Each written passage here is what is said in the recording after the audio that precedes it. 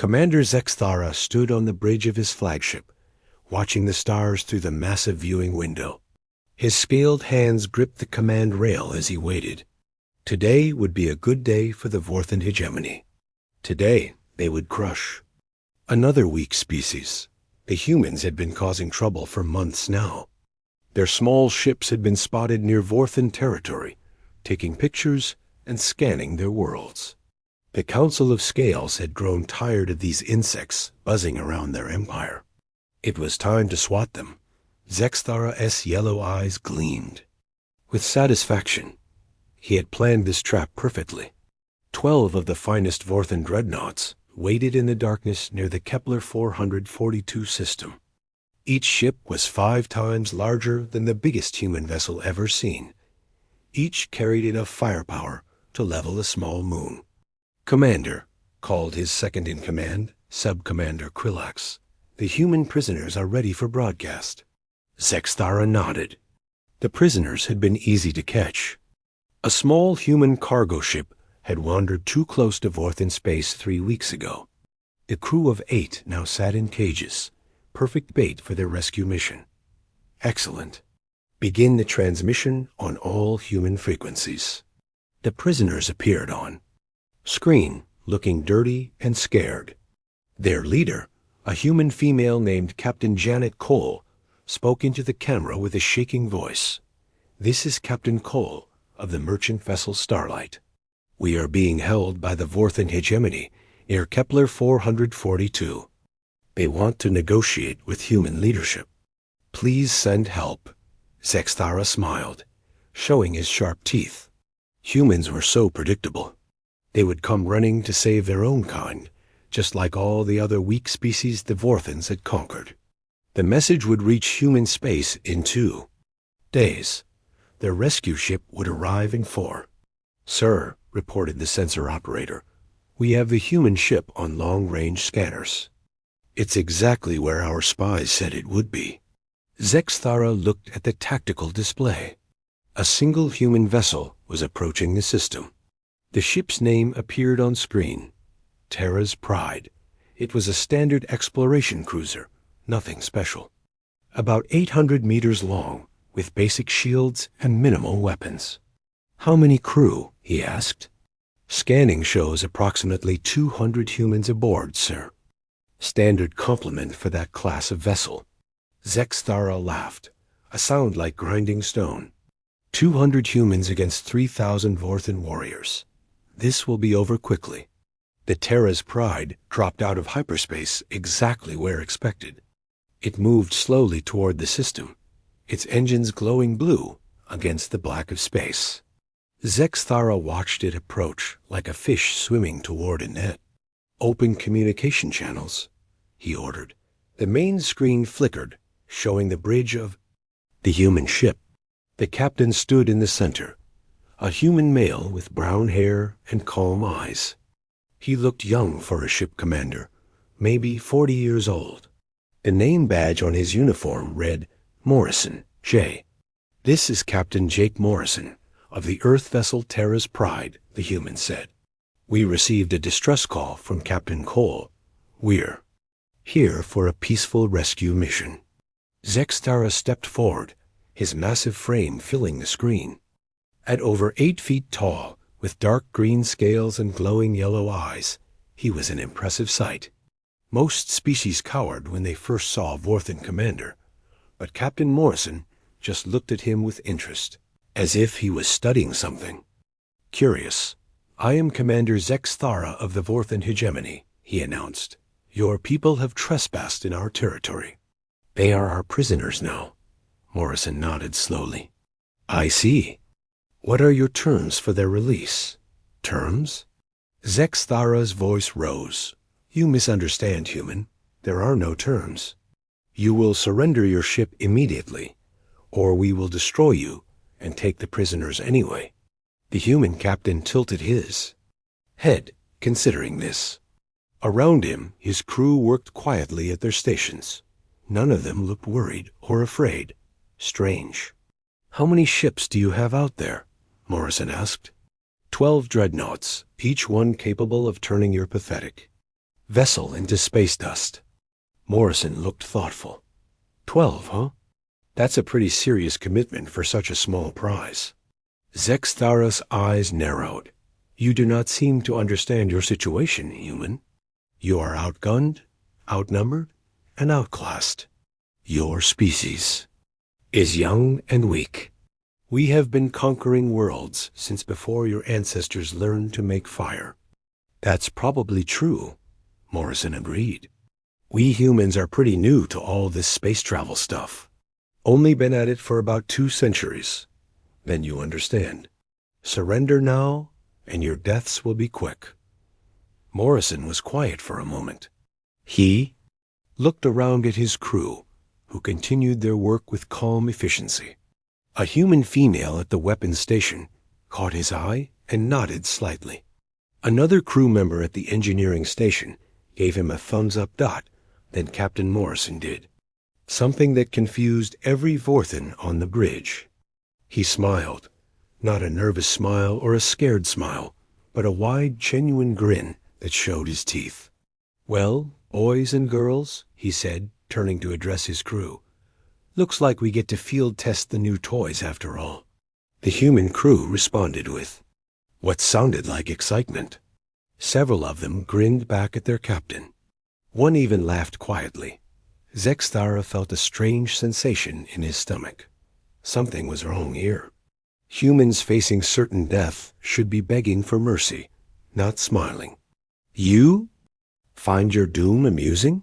He growled. Morrison turned back to the screen, his grin even wider now. Commander, I have to ask you something. In all your centuries of conquest, have you ever fought humans before? Of course not. You are a new species, barely worth our attention. Right. So you've never seen what we can do when we're motivated. Morrison's grin became something else entirely. Something that made Zexthara's scales crawl with an unfamiliar feeling. Was it fear? Impossible. Vorthans feared nothing. Lisa, Morrison said casually to the female at the weapons station, be a dear and show our friends what humanity's been up to. With pleasure, Captain, she replied, her fingers dancing across her control panel. Zexthara watched in growing confusion as the human ship's energy readings began to change. Something was happening, something his sensors couldn't identify. That's when he realized the truth. The human captain's grin wasn't the expression of a desperate fool. It was the smile of a predator who had just spotted prey, and that's when everything started to go wrong for the Vorthans. Lieutenant Lisa Park's hands moved across her weapons console with practiced ease. She had been waiting for this moment for months. All those late nights in the lab, all those simulations, all that preparation was about to pay off. Weapon systems. Online, Captain, she reported. All new packages ready for deployment. Commander Zexthara stared at his sensor displays in confusion. The readings from the human ship were changing, but they made no sense. Energy levels were rising, but not in any pattern his computers recognized. What are they doing? He demanded. From his sensor operator. Unknown, sir.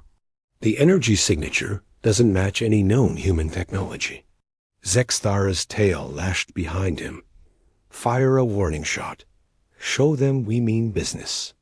The lead Vorthan dreadnought fired a plasma bolt that streaked across space toward the Terra's Pride. It was a light shot, designed to damage but not destroy. A reminder of Vorthan power. The plasma hit the human ship's shields and simply vanished. Not absorbed, not deflected. Vanished. What?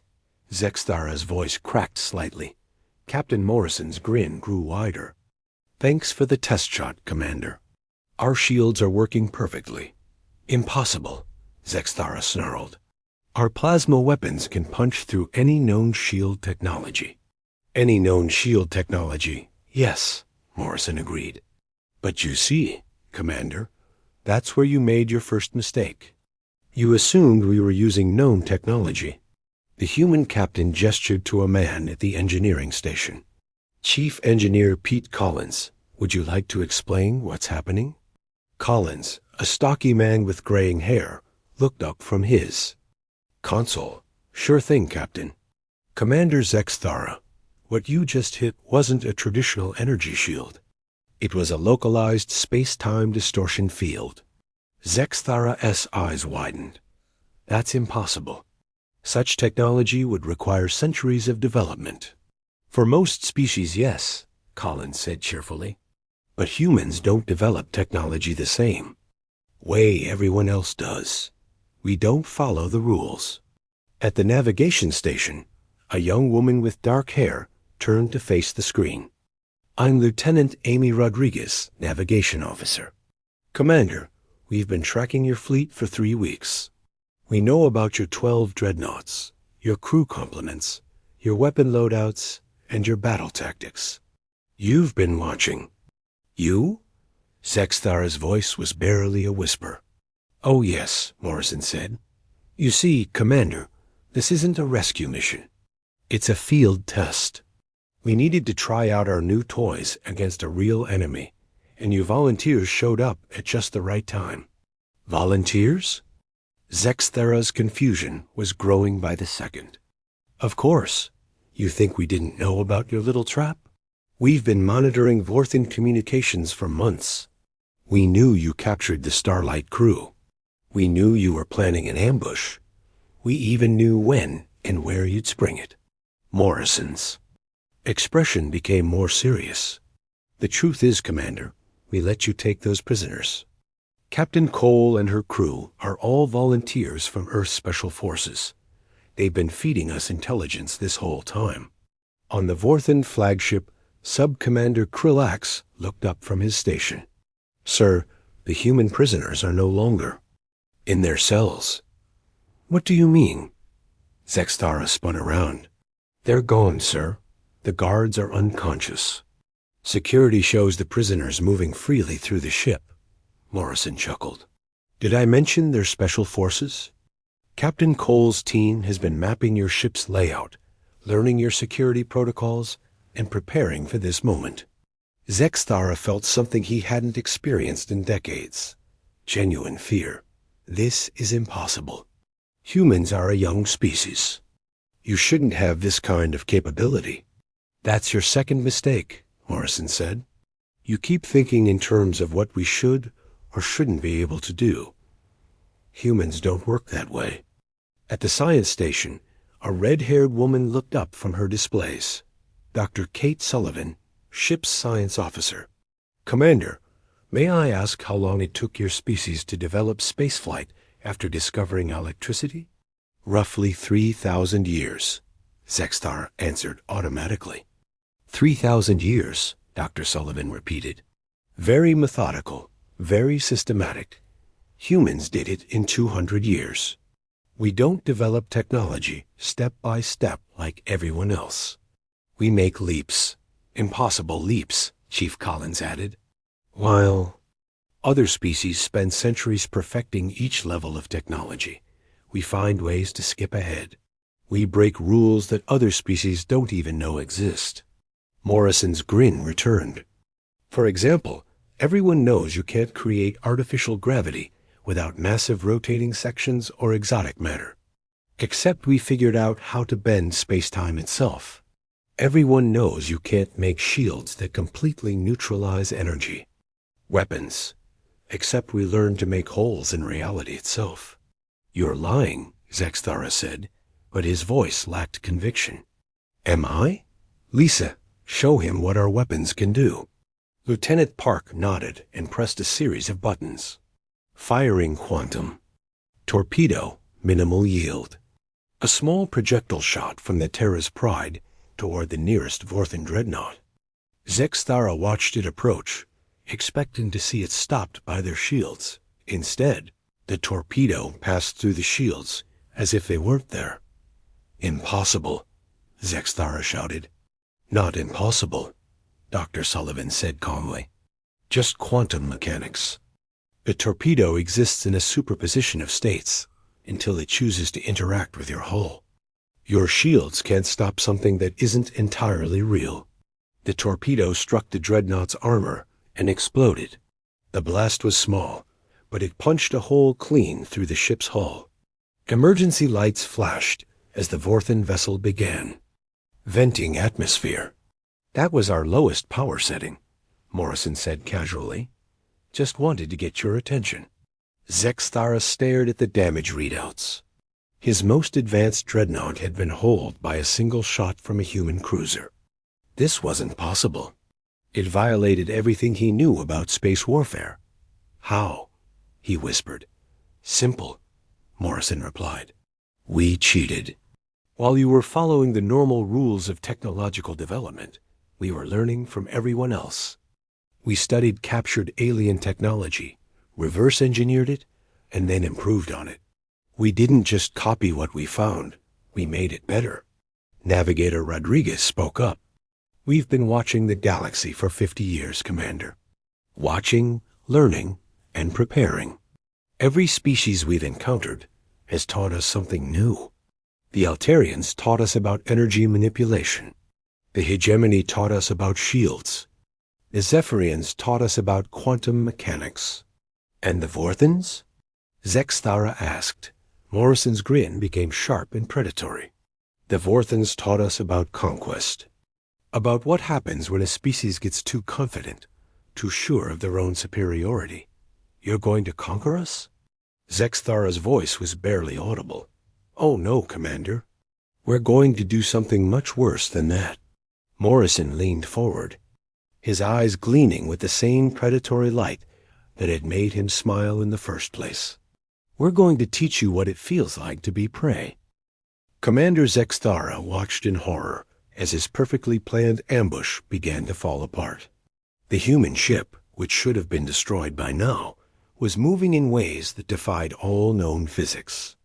It spun and twisted through space like a living thing, avoiding his weapon's fire with impossible grace. All ships, concentrate fire on the human vessel, he commanded. 12 Vorthen dreadnoughts opened fire at once. The space around the Terra's Pride lit up with plasma bolts, laser beams, and missile trails. It was enough firepower to destroy a small fleet, but the human ship danced between the attacks like it was playing a game. It dove toward the nearest asteroid, using the rock as cover. Then it shot out from behind the asteroid at an angle that should have been impossible. How are they moving like that? Sub-Commander Krillax asked. Their inertial dampeners must be far more advanced than ours, the sensor operator replied. But those acceleration patterns should kill every human aboard. On the human ship, Captain Morrison was having the time of his life. Rick, take us through that asteroid field. Let's see if our friends can follow. Commander Rick Hayes, the tactical officer, grinned as he worked his controls. Aye, Captain. Plotting a course that would make a test pilot nervous. The Terras. Pride dove into the asteroid field that surrounded the system. The ship weaved between massive rocks, using gravitational slingshots to increase speed and change direction. Behind them, the Vorthen dreadnoughts struggled to follow. Sir, reported. The Vorthen sensor operator, they're using the asteroid's gravity wells to accelerate. That's not standard space combat doctrine. Of course it isn't, Zexthara snarled. Humans don't follow doctrine. The Terra's Pride suddenly reversed direction, flying straight toward the largest Vorthen dreadnought. Zexthara's eyes widened. As he realized what was happening, they're going to ram us. He shouted, all power to forward shields. Krillax ordered, but at the last second, the human ship rolled and fired its engines, sliding along the Vorthen ship's hull like a fighter doing a barrel roll. As it passed, it fired quantum torpedoes at point-blank range. 3 more holes appeared.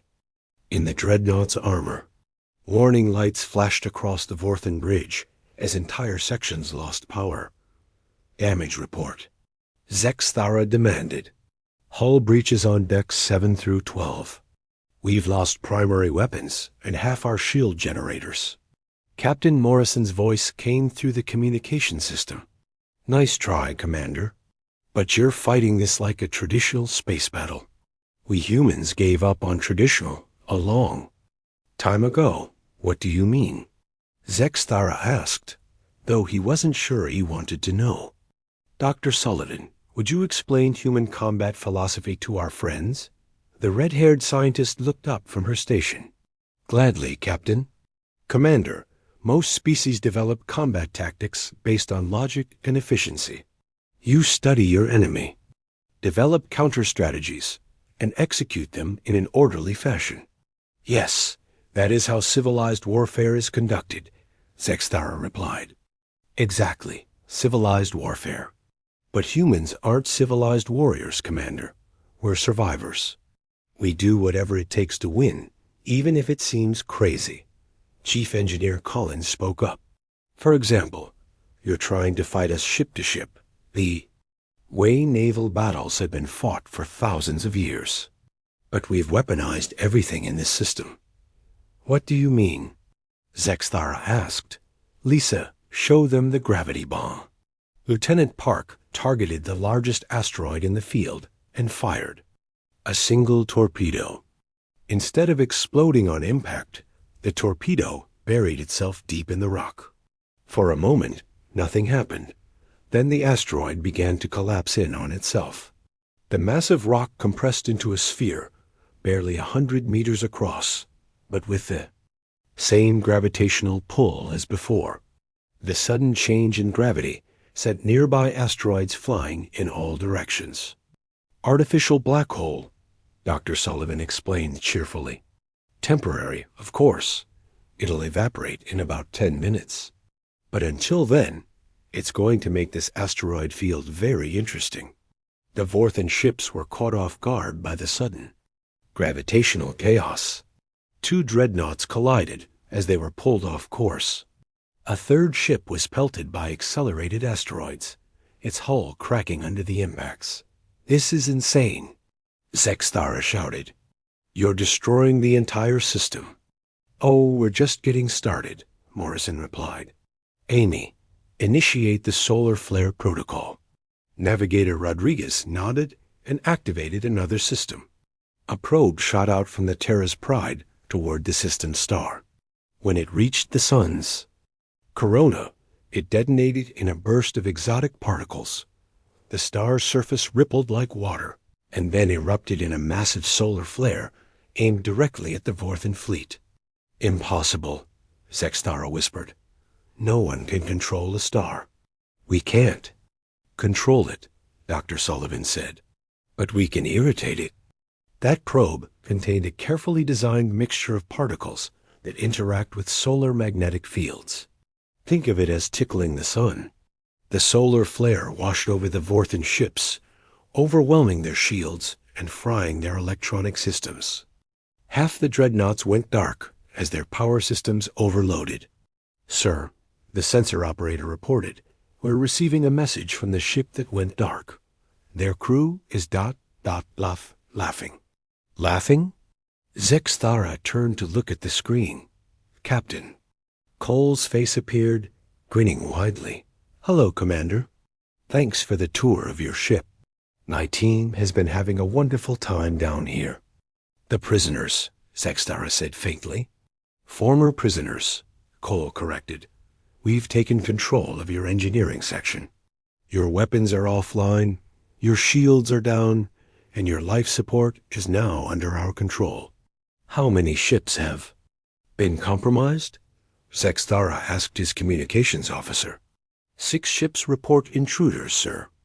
The humans are somehow moving between our vessels.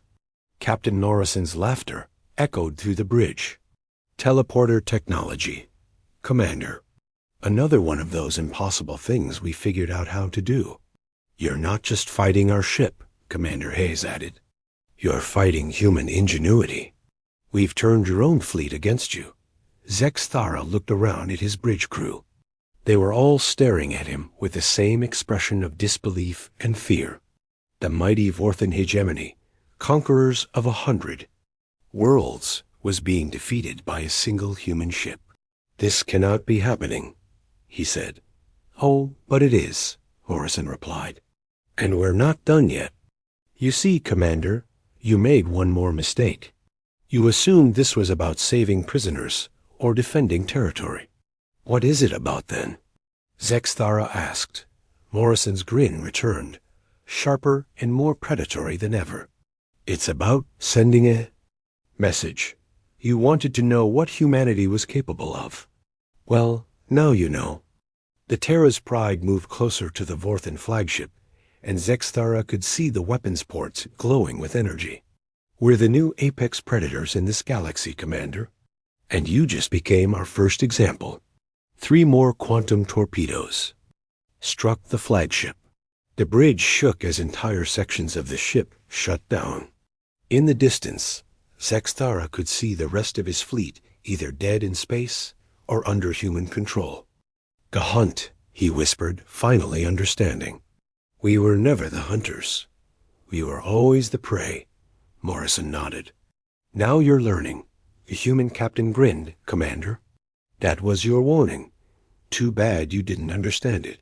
As the Terra's Pride prepared to finish off the last free Vorthan ship, Zexthara realized the horrible truth.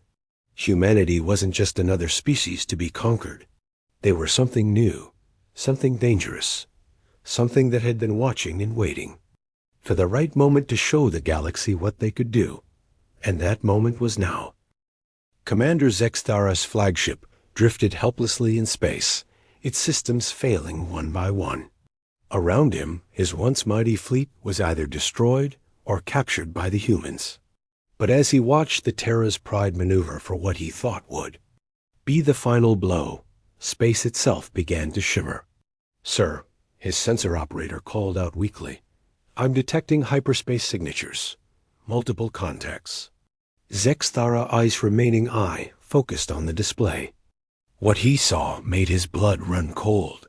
Ships were appearing out of hyperspace all around the system. Not just 1 or 2 ships, dozens of them. Human vessels, the operator whispered. They're everywhere. The Terra's Pride had not been alone. As Zexthara watched in growing horror, a massive fleet of human ships materialized from the darkness. At the center of the formation, an enormous vessel appeared, easily twice the size of any Vorthan dreadnought. This is Admiral Susan Clark, of the Earth Federation vessel New Frontier. A new voice announced. Captain Morrison, excellent work. The fleet is in position. Captain Naration's image appeared on the screen again, his grin wider than ever. Thank you, Admiral. The field test exceeded all expectations. Field test? Zexthara's voice cracked. This was all a test? Of course, Morrison replied. Did you think we'd risk our new technology on a real battle without testing it first? You and your fleet were the perfect test subjects. Admiral Clark's image joined Morrison's on the screen. She was an older woman with silver hair and cold blue eyes. Commander Zexthara, you have the honor of being the first alien species to experience humanity's new military capabilities. This is impossible, Zexthara said. Your species doesn't have this kind of fleet strength. We do now, Clark replied. While you were planning your little ambush, we were building. Earth shipyards have been working around the clock for 2 years, ever since we learned about the Vorthan threat. Chief Engineer Collins appeared on screen from the Terra's Pride. Commander, I should explain something. When I said we've been studying alien technology, I meant all alien technology, from every species we've encountered. The Kepler yards alone have produced over 300 vessels in the past year, Dr. Sullivan added, each one incorporating advances from a dozen different species. Zexthara looked at his tactical display. The human fleet was massive cruisers, destroyers, carriers, and ships of classes he didn't recognize. How had they built so much so quickly? You're wondering how we did it, Admiral Clark said, as if reading his thoughts. The answer is simple. We didn't just copy alien technology. We improved it. Then we mass-produced it using techniques no other species has developed. Automated construction, Morrison explained. Robots, building ships. While other species use traditional manufacturing, we built our entire fleet using artificial intelligence and self-replicating systems. But the resources, Zexthara protested. The materials needed for such a fleet... Asteroid mining. Captain Cole's voice came through the comm. Her team had apparently taken control of his ship's communication system. Humans have been strip mining entire asteroid belts. We don't limit ourselves to planets like everyone else. Dr. Sullivan nodded. We've consumed the equivalent of 3 solar systems worth of raw materials in the past 2 years. We've been very busy. Zexthara felt a chill run down his spine. You've been planning this for years. Planning? Morrison laughed. Commander, we've been planning this since the day we first met an alien species. We knew eventually we'd face something like the Vorthan hegemony. We just didn't know when. Admiral Clark's expression grew serious. Every species we've encountered has taught us something, Commander. The peaceful ones taught us about cooperation and trade. The hostile ones taught us about warfare and conquest. And what did we teach you? Zexthara asked. You taught us about overconfidence, Morrison replied. You taught us what happens when a species becomes too sure of their own superiority. You taught us to never underestimate an enemy. But most importantly, Admiral Clark added, you taught us that the galaxy is full of predators. And in a galaxy full of predators, the only way to survive is to become the apex predator. Chief Collins spoke up from his engineering station. Commander, I want to show you something.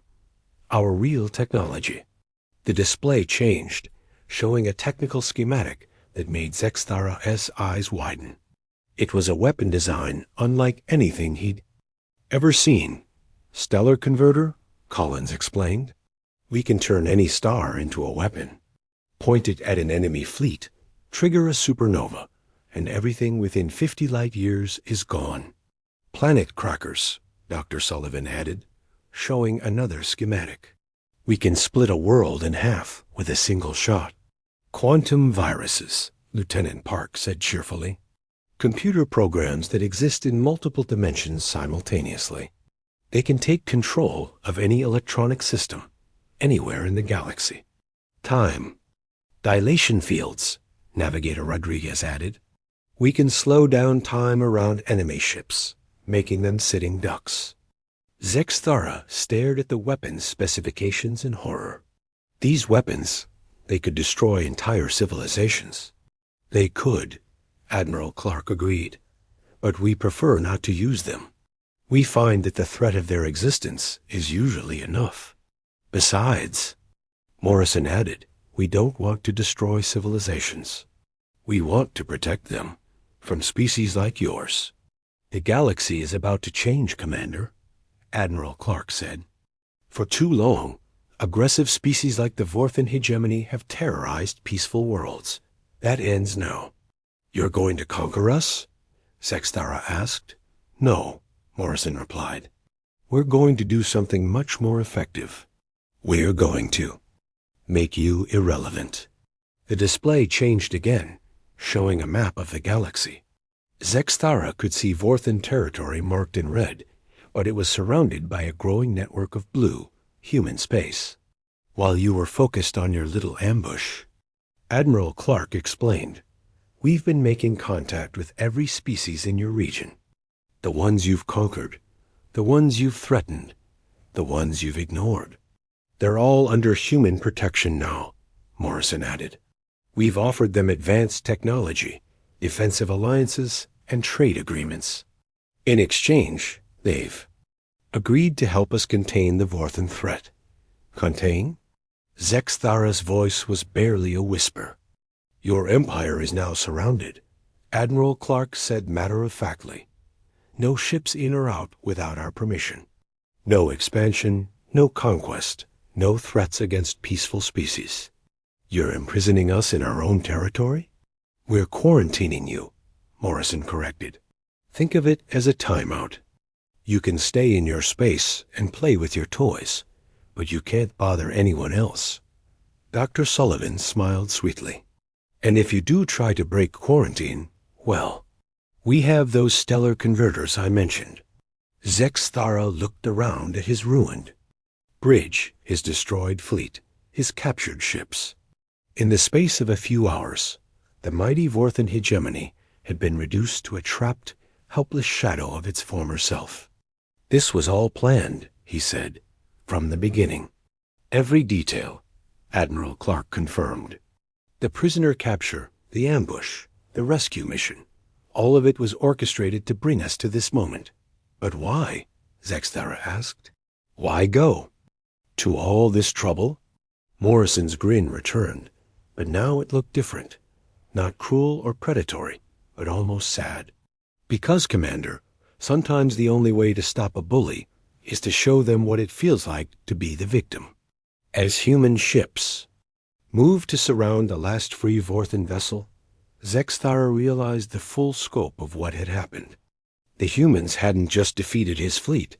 They had ended the Vorthan age of conquest. The galaxy now belonged to humanity. And they had won it without firing a single shot in anger. They had won it by being smarter, faster, and more adaptable than anyone else. The human captain had grinned, and everything had gone wrong for the Vorthans. But as Zexthara was beginning to understand, it had gone exactly right for everyone else. 6 months later, Commander Zexthara sat in a detention cell aboard the human research station Unity. The cell was comfortable enough. Humans, he had learned, were surprisingly humane to their prisoners. But comfort didn't make the reality. Any less bitter dot the mighty Vorthan hegemony was gone.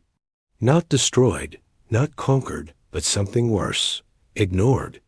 The galaxy had moved on without them, and they had become a footnote in galactic history. "Good morning, Commander," came a familiar voice. Zexthara looked up to see Captain Morrison entering the cell. The human looked exactly the same as he had 6 months ago, still young, still confident, still wearing that infuriating grin. "Come." "To gloat?" Zexthara asked. "Actually, I came to make you an offer," Morrison replied, sitting down across from the Vorthan commander.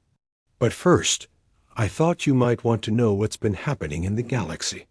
Morrison activated a holographic display that showed a map of local space. Zexthara's eyes widened as he saw the changes. Where Vorthan territory had once been marked in red, now dozens of different colors showed independent worlds, all connected by lines of trade and alliance.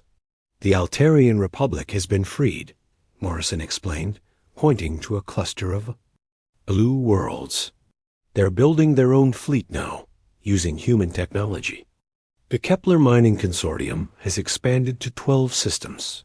The Zephyrian Commonwealth has tripled in size. All under human protection," Zexthara said bitterly. "All as human allies," Morrison corrected. "There's a difference. We don't rule them, Commander. We work with them. And the Vorthan worlds?" Morrison's expression grew more serious. "Your people are free to govern themselves. We've made that clear from the beginning. But they can't expand beyond their current borders, and they can't threaten other species. So we're prisoners in our own space." "You're on probation," Morrison replied. "Think of it as a chance to prove you can coexist peacefully with your neighbors." Zexthara laughed, a bitter sound. Peaceful coexistence. That's not the Vorthan way. Maybe it's time to find a new way.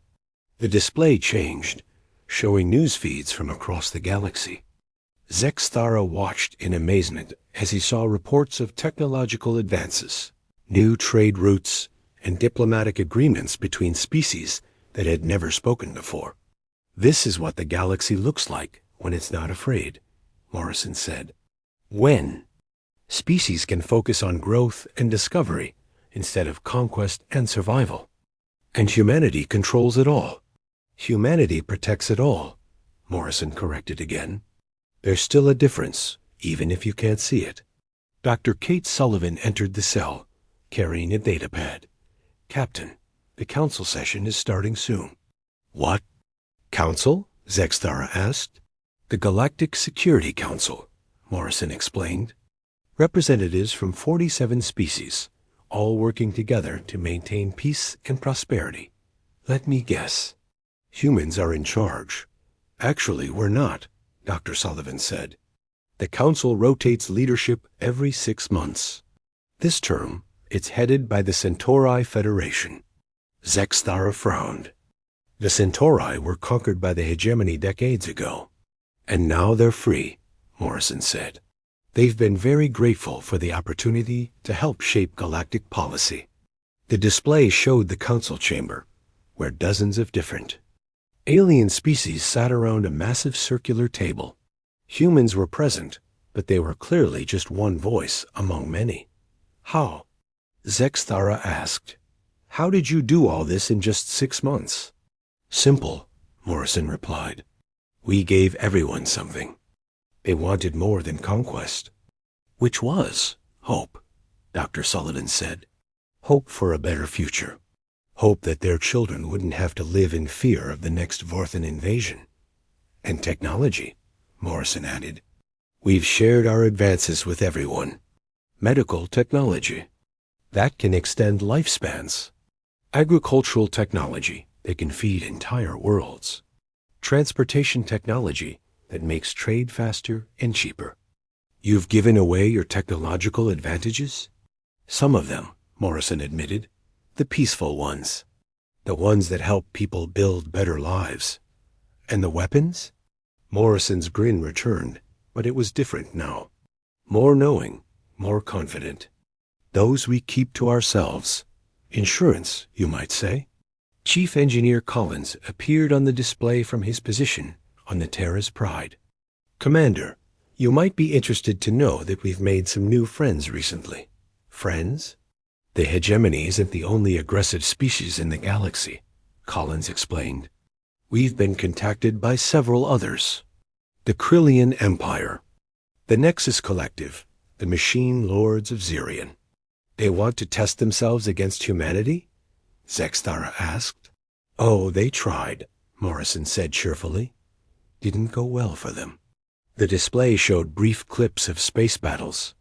In each one, massive alien fleets were defeated by smaller human forces using the same impossible tactics that had destroyed the Vorthans.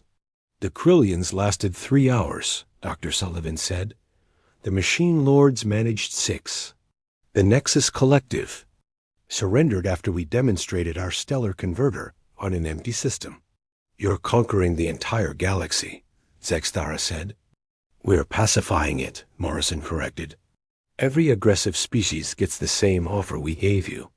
Stay in your space, leave others alone, and you can govern yourselves however you want. And if they refuse? Morrison's grin became sharp again. They don't refuse twice. Admiral Clark appeared on the display from her flagship. Commander Zexthara, I have something to show you. The view changed to show Earth itself, the blue-green world that had somehow produced these impossible humans. But as Zexthara watched, he realized something was wrong with the image. This isn't Earth, he said. Very good, Admiral Clark replied. This is New Terra, one of 17 worlds we've terraformed in the past year. 17 worlds? Zexthara. Voice cracked. We're not just protecting the galaxy, Commander. We're expanding into it. But unlike the hegemony, we're not taking worlds from other species. We're making new ones. How is that possible? Humans don't accept limitations the way other species do, Dr. Sullivan explained. When we run out of habitable worlds, we make more. When we run out of resources, we find new sources. When we encounter problems, we solve them. It's what we do, Morrison added. It's what makes us human. Navigator Rodriguez joined the conversation from her station. Commander, there's something else you should know. We've been broadcasting this entire conversation across the galaxy. What? Zexthara looked around the cell in panic. Every species in the galaxy is watching this, Morrison confirmed. They're seeing what happened to the mighty Vorthan hegemony. They're learning what happens to species that threaten the peace. But they're also seeing something else, Admiral Clark added. They're seeing that we treat our prisoners well, that we offer second chances, that we're not conquerors, but protectors. Communications Officer Ben Parker appeared on screen from the Terra's Pride. Commander, we've received over 3,000 requests for alliance agreements just in the ESSI. Past hour. Species from across the galaxy want to join the New Order. The New Order, Zexthara repeated. Humanity's order, Morrison said. An order based on cooperation instead of conquest.